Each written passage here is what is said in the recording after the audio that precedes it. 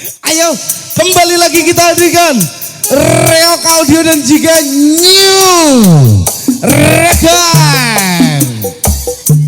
Sehong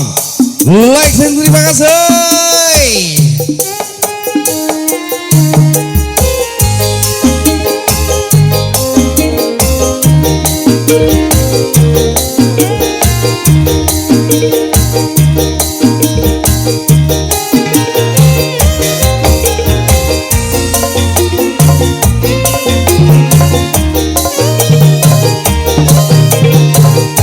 Bajoni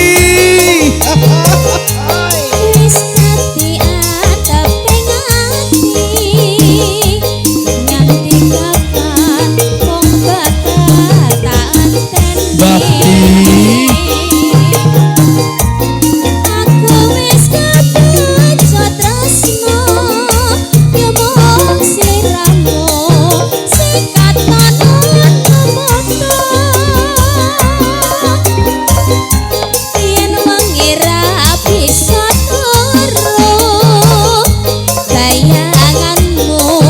wis mlebu pikiranku kok kaya ngene rasane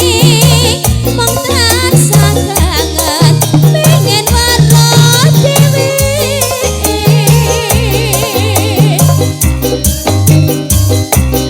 apa bisa aku nyeting sliramu gawa bagus banget hati pepujanku tulung ngono rasa kangen hatiku nganggo esem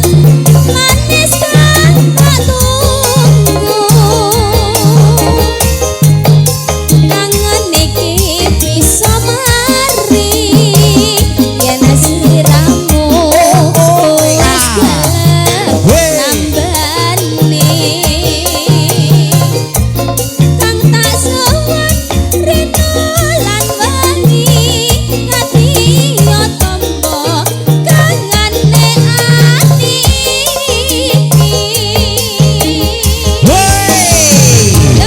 New Rekan Ike Octavia cantiknya Indonesia terima kasih.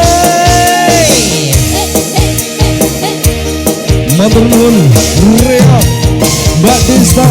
Bu Suharmi makasih.